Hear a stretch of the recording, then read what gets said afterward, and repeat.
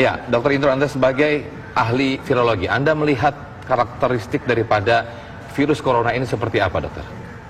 Jadi jika kita ingin berbicara mengenai virus, kita harus melihat selalu kembali ke struktur virusnya.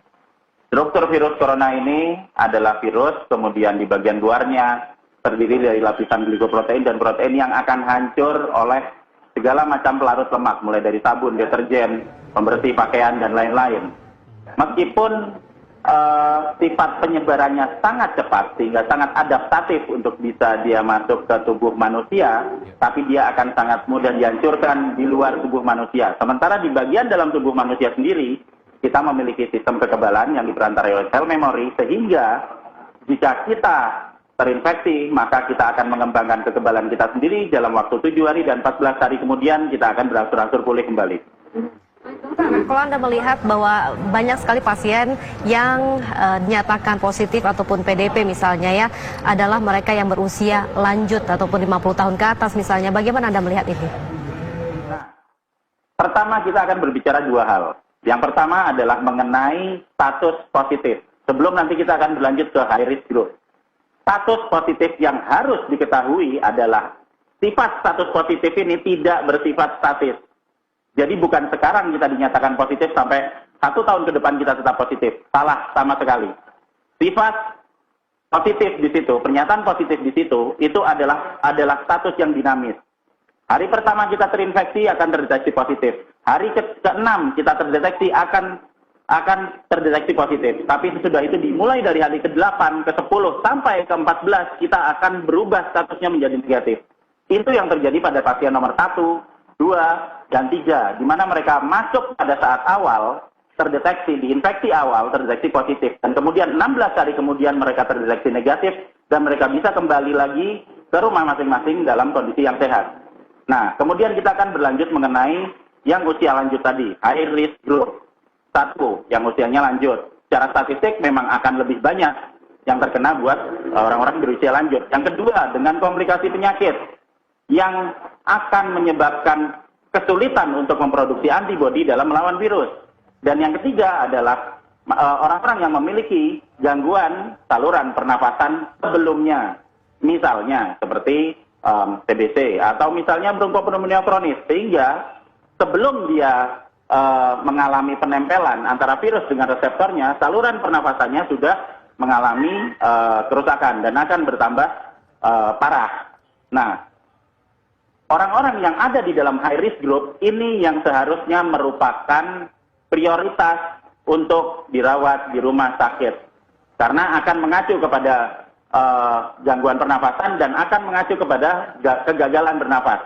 Sekali lagi, high risk group yang seharusnya dirawat di rumah sakit. Tapi kalau ini terjadi pada manusia dengan sistem kekebalan yang normal, atau dengan kemampuan mengembangkan antibodi yang normal, seperti kebanyakan manusia, seperti 97% pasien yang kemudian bisa menjadi negatif dan kemudian menjadi sembuh, maka kita bisa melakukan perawatan kesehatan secara mandiri. Perawatan kesehatan secara mandiri seperti yang dialami oleh pasien 1, 2, dan 3 yang hingga akhirnya negatif. Ini tadi Anda mengatakan virus ini positif berarti dinamis. Artinya di hari-hari sehingga menuju ke hingga hari ke-16, selain dia melakukan kekebalan sendiri, apa yang biasanya dikonsumsi? Mungkin vitamin atau olahraga atau yang lain sebagainya, dokter? Oke. Kita akan melihat dua hal di sini, bahwa setiap virus, setiap penyakit selalu ada di dua lokasi. Yang pertama ada di dalam tubuh, yang kedua di luar tubuh. Yang di luar tubuh, kita bisa menghancurkan virusnya dengan cara apa? Dengan cara membiasakan pola hidup bersih, membiasakan kita sering cuci tangan dengan sabun. Tidak masalah hand sanitizer tidak ada, kita masih punya sabun, kita masih punya pembersih lantai, kita masih punya bahkan pembersih pakaian. Tempat cuci untuk cairan untuk mencuci piring itu juga bisa dipakai untuk apapun yang bisa dipakai untuk menghancurkan lemak, bisa dipakai untuk menghancurkan virusnya di luar tubuh. Sementara yang di dalam tubuh akan bisa dihandle dengan antibodi. Di hari ke-7, antibodi akan keluar untuk melawan apapun yang masuk ke badan kita di hari pertama. Dan produksi akan meningkat sampai hari ke-14. Dan jika kita memberikan vitamin E dan vitamin C 1 butir sehari, maka antibodi kita akan naik 2 sampai 3 kali lipat dari produksi antibodi yang biasa diproduksi oleh tubuh kita. Sehingga apa? Semakin banyak antibodi, semakin cepat diproduksi, maka virus akan semakin cepat disingkirkan dari dalam tubuh kita. Itu yang terjadi pada pasien nomor 1, 2, 3, dan mungkin sekarang sedang terjadi proses kesembuhan untuk jutaan manusia yang ada di Indonesia saat ini. Bahwa vitamin E dan vitamin C, dok ya, artinya ini juga efektif dan juga cukup efisien ketika dikonsumsi bagi kita yang sehat. Memperbanyak mengkonsumsi vitamin E dan vitamin C, begitu dok? Betul sekali, betul sekali. Okay. Jadi vitamin E itu fungsinya nanti akan mempercepat produksi sel-sel meristematik. Jadi sel-sel yang sifatnya selalu harus diperbarui. Misalnya apa? Misalnya sel-sel sperma, misalnya sel telur. Sehingga kalau misalnya ada anggapan bahwa nanti kalau kita mau supaya bisa jadi lebih subur, kita harus mengkonsumsi vitamin E. Juga untuk kulit. Dan itu juga berfungsi untuk memproduksi antibodi. Baik, Dr. Indro, kami ingin penasaran juga karena banyak sekali yang menyebar informasi di media sosial bahwa yang berbahaya adalah bukan hanya dari luar tubuh kita ataupun dari dalam, tetapi apa benda-benda yang kita pegang. Nah, dari pantauan pengalaman dokter, dari riset itu berapa lama sih dia berada di satu tempat dan membahayakan buat kita? Oke. Virus memerlukan media untuk bisa bertahan hidup. Virus tidak akan bisa memperbanyak diri di luar tubuh manusia. Dia hanya bisa bertahan hidup saja. Jadi kalau ada 10 partikel virus di luar tubuh, dia tetap akan jadi 10. Nggak akan jadi 100, 1000, atau 1.000.000. Dia hanya bisa memperbanyak diri kalau sudah masuk. Nah, apa yang terjadi di luar? Yang di luar adalah virus membutuhkan media. Dia membutuhkan cairan. Berarti virus itu akan bisa tinggal dalam waktu yang cukup lama. Pertama, di daerah yang gelap, di lokasi yang gelap, karena dia tidak ada sinar ultraviolet seperti yang dari matahari yang bisa nanti membunuh mereka. Kedua, di tempat yang basah. Semakin basah, medianya semakin cocok, dia akan semakin lama tinggal di situ. Dan yang ketiga, di tempat yang dingin. Semakin dingin, maka dia akan bisa bertahan hidup semakin lama. Kalau kita mau menghancurkan virusnya di luar, maka kita harus melakukan kebalikan dari apa yang diinginkan oleh virusnya. Cari tempat yang terbuka, yang terang, ultraviolet bisa masuk, dia akan mati kena ultraviolet. Kemudian cari tempat yang kering, semakin kering, maka dia akan semakin cepat semakin cepat hancur. Dan cari tempat yang hangat, semakin hangat maka dia akan semakin cepat juga untuk hancur. Di luar itu kita masih bisa menghancurkan protein permukaan yang ada di permukaan virusnya dengan cara melakukan semprotan desinfektan. Jadi kalau misalnya kita bisa membuat semprotan pelarut lemak sendiri gitu. Jadi kalau misalnya ada virus, saya bersihin, kemudian di meja ada. Kalau mejanya didiamkan aja, kemudian nanti ada bekas cairan dropletnya, bekas bersin saya di situ, ya dia akan tetap ada di situ. Karena dia dilindungi sama cairan. Tapi kalau kemudian disemprot, atau kemudian dilap, bahkan bisa dilap pakai sabun, bisa pakai pembersih lantai, bisa. Pakai apapun yang kita pakai sehari-hari di dalam rumah tangga kita, itu bisa. Nah, begitu kita lap, tunggu 3 menit, dia hancur semuanya. Kalau nggak dibersihin, ya akan bertahan lama. Kalau dibersihin, 3 menit hancur. Nah, itu berapa lama, Dokter Indro? Ketika kita ada orang bersin ataupun orang batuk, yang itu mungkin tidak ditutup, dan kita tidak segera mengelapnya langsung, itu berapa lama bertahan si virus itu, Dok? Tergantung di kondisi lingkungan. Kalau kondisi lingkungannya tambah jorok, nggak pernah dibersihin, yang dari kemarin-kemarin biasanya nggak pernah dibersihin, ya dia akan bertahan lama. Jadi yang jadi permasalahan di sini adalah bukan seberapa lama virusnya bisa di situ, tapi seberapa ingin kita supaya virusnya itu cepat hancur. Kalau kita ingin virusnya cepat hancur, secepatnya dibersihkan, secepatnya dilap, secepatnya kita melakukan pola hidup bersih. Dokter Indro, untuk media penyebaran virus misalnya kalau di gagang pintu, di kaca, apakah sama walaupun media ini berbeda? Setiap permukaan yang menyebabkan terjadinya pengumpulan cairan di situ, maksudnya tidak menyerap cairan, itu bisa jadi media untuk pertumbuhan virus. Tapi itu hanya bisa terjadi jika cairan atau dropletnya masih nempel di situ. Kalau dropletnya nggak ada di situ, kalau kita bersihin, ya langsung hilang, hancur dalam 3 menit. Nah, kalau misalnya kita ada pegangan pintu nggak pernah dibersihin, atau mungkin kita bersihinnya 1 bulan sekali, ya jelas banyak virusnya. Dan itu nanti yang ngumpul di situ bukan cuma virus corona aja, berbagai macam virus sekalian, bakteri sekalian akan tumbuh di situ. Ya, ada yang menyampaikan bahwa sebetulnya ketika kita sehat tidak perlu menggunakan masker. Nah, kondisi saat ini yang semakin jumlah pasien positif COVID-19 semakin banyak. Apakah yang sehat juga akhirnya harus menggunakan masker atau yang sehat cukup tidak menggunakan masker, dokter? Oke. Pemberian masker ini adalah opsional. Pemakaian masker opsional. Kalau kita mau memakai masker, oke, kita bisa memakai masker. Tapi yang paling utama pemakaian masker adalah untuk orang-orang yang sudah terlanjur sakit dan terpaksa keluar. Kenapa? Karena sumber penularannya itu kan dari bersinnya. Jadi harus ditahan dari sumber awalnya supaya bersinnya nggak melebar kemana-mana. Nah, sementara kalau misalnya kita yang sehat, apakah kita harus pakai masker?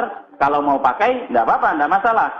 Tapi coba dibayangkan jika ada orang yang terinfeksi misalnya, kemudian bersin dekat kita, dan kita pakai masker. Masker akan melindungi hidung kita dari percikan dropletnya. Tapi kalau dropletnya kena ke baju kita, kemudian nanti pas waktunya kita mau ganti baju, kita ngangkat lagi bajunya ke atas dan kemudian kena hidung kita, ya sama aja. Sehingga yang diperlukan apa? Yang diperlukan adalah bagaimana caranya supaya kita meminimalisir resiko sebaran droplet dari orang yang kemungkinan terkena ke badan kita. Dengan cara apa? Ya kita menjaga jarak. Social distancing itu cukup efektif karena kita tahu droplet dia menyebar di radius 1,5 meter. Ya kalau misalnya ada yang kira-kira sakit kemudian bersin, ya kita cari jarak lebih dari 1,5 meter, 2 meter bisa. Tapi kalau misalnya ternyata kita tidak sakit dan dalam kondisi sehat, ya menurut saya tidak ada masalah apa-apa. Ya dok, sekarang kan sedang digalakan orang untuk bisa membuat sendiri hand sanitizer. Bagaimana, apa saja kandungannya yang aman, atau kembali yang Anda katakan tadi, cukup pakai sabun tangan ataupun sabun mandi saja? Yang mana yang bagus ini dok? Oke, kembali lagi ke situ. Kita akan kembali ke sifat virusnya. Sudah banyak sekali penelitian, kita juga bisa browsing jurnal yang ada, bahwa glikoprotein itu akan hancur dengan banyak pelarut lemak. Mulai dari sabun biasa, mulai dari sodium, natrium hipoklorit yang ada di pembersih pakaian, itu juga bisa. Terus kemudian mulai dari cairan fenol atau kresol yang ada di pembersih lantai, itu semuanya bisa dipakai. Jadi kita tidak usah terlalu terpaku pada bahwa harus ada satu macam produk ini atau harus ada satu komponen tertentu yang bisa dipakai untuk menghancurkan virusnya. Hampir semua pelarut lemak bisa dipakai. Dan jika kita ingin mempelajarinya lebih lanjut, ayo kita sama-sama mempelajari. Di situ ada ratusan sekali jurnal yang bisa dibaca mengenai efektivitas dari setiap konsentrasi pelarut lemak yang ada untuk membunuh virus beramplop termasuk COVID-19. Berarti saya konfirmasi lagi, tidak harus mesti mengandung alkohol ya Pak? Artinya bahkan sabun pel sendiri ketika dicuci untuk digunakan untuk tangan masih aman begitu ya Pak ya? Betul sekali, betul sekali. Tidak harus alkohol. Kalau ada ya bagus, kalau tidak ada nggak usah khawatir. Kita bikin sendiri, pakai sabun bisa. Kita bikin sendiri bahkan pakai cairan pelarut buat untuk nyuci piring itu kan jelas dia bisa untuk melarutkan lemak. Diencerkan ya kita pakai sendiri juga bisa dipakai. Sama sekali tidak masalah. Baik. Dokter Indro, pertanyaan berikutnya adalah ketika seseorang dinyatakan misalnya dari positif kemudian negatif, tapi tiba-tiba ada positif lagi, ini terjadi di beberapa negara dok. Apa yang menyebabkan demikian? Oke, sekarang kita tadi sudah mempelajari mengenai dinamisme dari status virus di dalam tubuh kita. Pada saat kita terkena pertama kali, maka hari pertama, kedua, ketiga, keempat, kelima, mungkin kita terdeteksi positif. Kenapa? Karena masih ada virusnya di dalam tubuh kita. Kemudian di hari ketujuh, antibodi mulai diproduksi. Masih mungkin terdeteksi positif. Tapi pada saat antibodi sudah mulai dikeluarkan untuk nanti menetralkan virus yang ada di dalam tubuh kita, maka status kita dalam waktu 2 minggu akan berubah menjadi negatif. Nah, sekarang pertanyaannya, jika orang yang sudah pernah terkena infeksi virus kemudian keluar lagi dari rumah dan jalan-jalan menuju ke keramaian, dan di mana di keramaian itu ada sangat dimungkinkan terjadinya paparan virus, pertanyaannya apakah kalau ada orang yang sudah pernah terkena virus kemudian dia keluar, apakah dia bisa terkena paparan virus lagi? Jawabannya ya, bisa kena. Tapi orang yang sudah pernah kena dan dia sudah memiliki data di sel memori yang kemarin dimasukkan dalam waktu 7 hari, jika terkena kembali maka antibodinya akan keluar dalam waktu hanya 24 jam, bukan 7 hari. Sehingga orang yang akan terkena kembali, reinfeksi kembali, jika diambil positif, ya benar positif. Hari pertama, hari kedua diambil positif, benar positif. Hari ketiga, keempat, kelima dia sudah negatif. Jadi, baik, Dokter Indro, penyebab orang yang ketika dinyatakan positif lebih berbahaya ketika dia punya histori penyakit yang misalnya pneumonia atau hipertensi, ini risikonya jauh lebih tinggi, betul demikian dok? Betul, makanya mereka termasuk ke dalam grup dengan resiko tinggi, high risk group. Dan kalau kita mau melakukan pencegahan untuk mengurangi mortalitas atau fatality, ya kita harus secepatnya mengidentifikasi mana keluarga kita yang bisa dimungkinkan terjadi atau masuk ke dalam high risk group. Dan kita bisa melakukan pencegahan. Apakah selama waktu social distancing ini berlaku, mungkin lebih baik di rumah dulu karena punya potensi besar kena. Tapi buat yang lain, ya saya harapkan kita juga sama-sama menjaga supaya kita tidak terinfeksi. Tapi bukan berarti bahwa kita harus panik. Tidak.